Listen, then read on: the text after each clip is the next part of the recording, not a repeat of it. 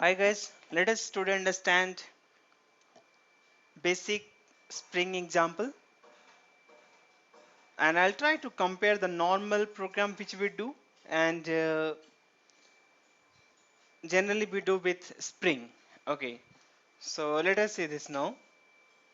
Normal Java program without a Spring and Java program with a Spring using default scope. And third example will be Java program with a Spring using prototype. So by default, there's a singleton here in first one. So every time if I create 10 object, since it is a singleton design pattern here, so every time we're getting the same object, but in this case every time there's a new object will be created since my scope build the prototype. Let us have a look on this. Consider I have a one class and I say it is a person class. Okay, this person class is having just two property, first name and last name, and this is what we are having getter and setter method for the person class. Okay, now if I want to call that getter setter method, what I have to do? I have to create object first. So I just created another class and say it is a manager class having just main method. Here we are doing person p equal to new person, and so we are using new operator, right, to create object. And this is my setter method, and then I'm saying get first name and get last name. So we will get Tom, Jerry will be the output here, right? This is normally which we do.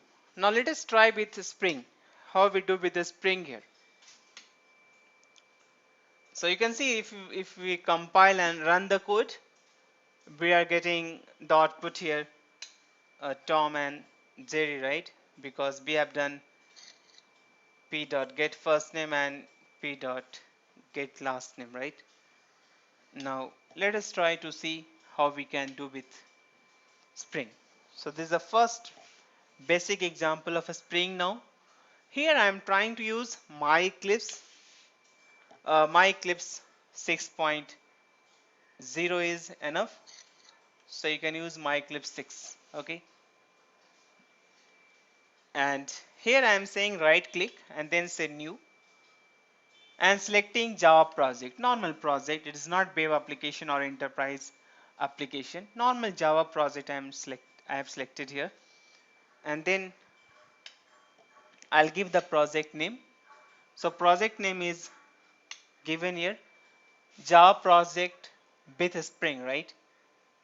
So you can see this clearly, and then say here next and finish it.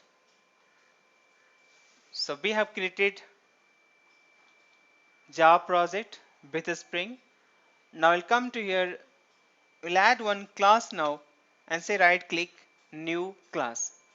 So just select the class here, and then one dialog box will come. In the dialog box, give the class name. So I have given a class name what? Person. So only you should just give the name of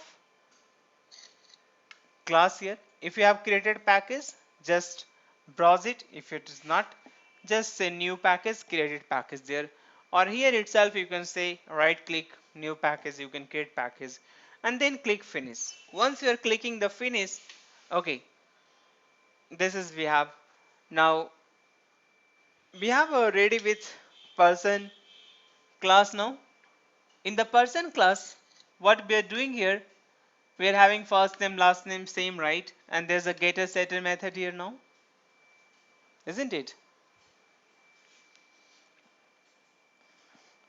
So there's nothing special with this. Now next step is what here, we have created one manager.java.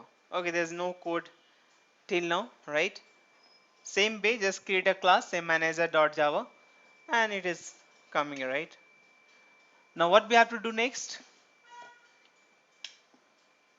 Now right click, select here my eclipse. So one option is there.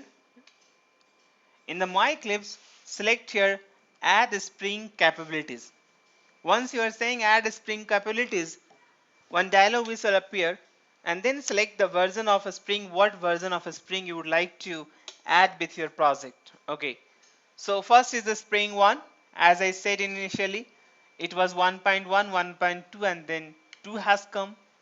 Now there's a 2.5 also came, 3.0 also came, right? So these are another two new version we are having. But this is not visible here because it is the myclips 6 here. Okay, if you are using myclips 7, you will be able to use this version. If you are using myclips 10 also, it is there. Okay,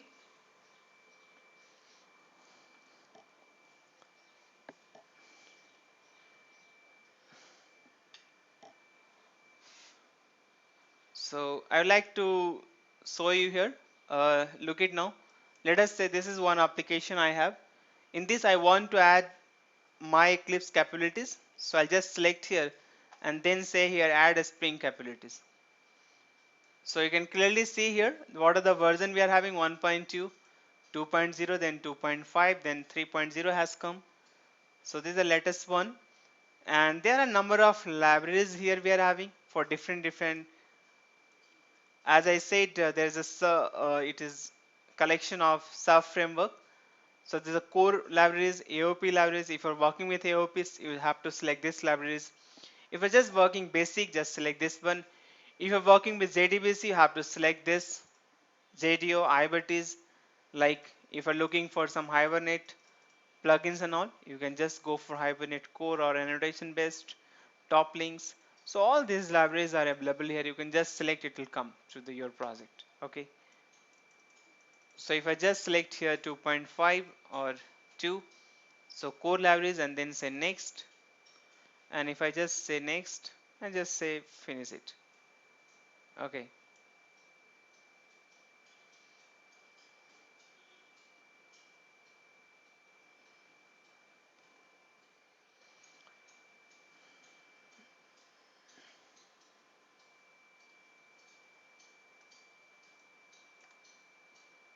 so whatever the core libraries we are having for implementation of the Spring framework will come to here. So this is my Eclipse 10, which is having all this updated Spring support. Okay, if you explore this Spring core libraries, you can clearly see this module which we have our jar file: spring beans.jar, spring context.jar, spring core.jar, spring at commons attribute api.jar. So these are the jar files which we use here. Org spring framework.beans. It is having several classes. Okay,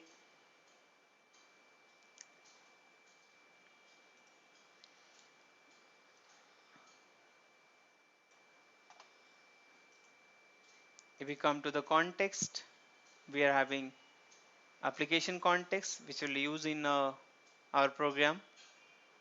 It is in the spring framework.context package. Okay, similarly there are a number of packages we are having for different purpose, so we'll try to use that. Okay, now come back to here, and I just say here next and finish. Okay, I just selected spring 2 here now. So if I just select spring 2 and if you say finish, you have noticed here what one libraries has been added, spring 2.0 core libraries here, right? And there's one XML file has been created, that is application context.xml, right? So this is the one tag, that is the root tag in my application context.xml. That is what beans here, right? Like in babe apps, we are having babe.xml file, we are having babe app is the root tag, right? Similarly here we are having beans, and in this block we will keep adding whatever the beans we are having. Like let us say right now I have a person bean, right? So that person bean will mention in the application context.xml. Okay, so look at this code now. What we have written here, bean id. So one bean I have added, and I given the id name is the object. Class is what? Person class. Fully qualified class name we have mentioned here. And what are the property it is having? First name and last name. So just I am passing the value here. First name Tom, second name is Jerry, right? Okay. So this is only declaration in the beans.xml file. Sorry, application context.xml file here now. Let us see the next part now. Now I'll go to the manager, and in the manager I will use here bin factory. So bin factory API is here in the org spring framework.beans.factory.bin factory, right? So I'm saying what? Bin factory beans object equal to new XML bin factory. Inside that I'm saying new class path resource application context.xml. This guy was having my bin declaration. So this file I am passing to here, right? And then in this application.xml, remember the bean id was obj. So what I am doing here, person p equal to what? Beans dot get bean obj. So what are the obj that person id? That object will get invoked or get injected by this beans factory. Okay. And I'm getting the p object of person, and then we are saying p dot get first name and get last name. See the difference of invocation of or creation of object. Here we are not creating, here the core container or ISC container using bin factory, and it is creating object and giving to you, right? So here I have not used new operator. I have not done person p new equal to person, right? I just person p equal to beans dot get bean I have done. So see the differences here.